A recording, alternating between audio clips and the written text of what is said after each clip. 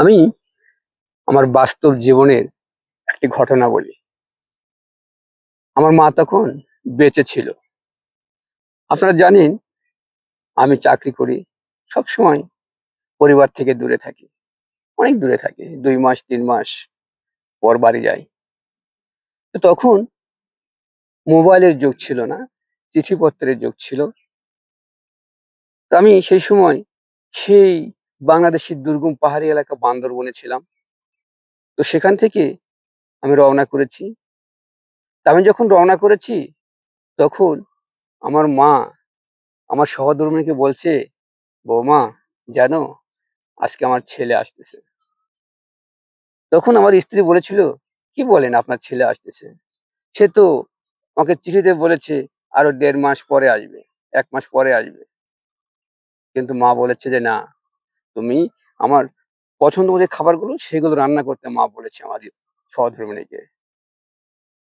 আমি যখন বাড়িতে হাজির হয়েছি, তখন আমার মা বলছিল, দেখছো বৌমা, আমি বলেছিলাম না আমার ছেলে আসতেছে।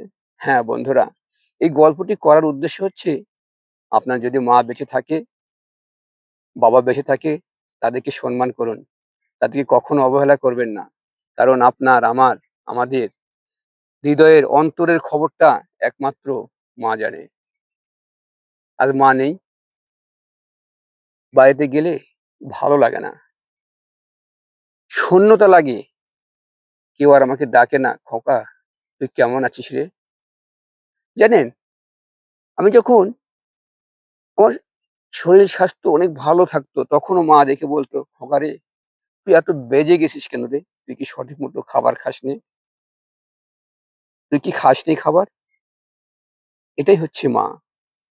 তাই মাকে তাই মাকে কখনো আঘাত নয়, মাকে সম্মান করুন। এই মা যখন না থাকবে, খোকা বলেই ডাকতে আর শুনতে পাবেন পাবেন না। লক্ষ কোটি টাকা খরচ করেও এই ডাকটি আর শুনতে পাবেন না। তাই মা থাকতে, বাবা থাকতে তাদের যত্ন নিন।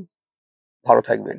আমার এই গল্পটি যদি, এই কথাগুলো যদি ভালো লাগে, লাইক শেয়ার কমেন্ট করুন, ছড়িয়ে দিন, যাতে আরেকটি সন্তান বুঝতে পারে মায়ের গুরুত্বটা কতটুকু।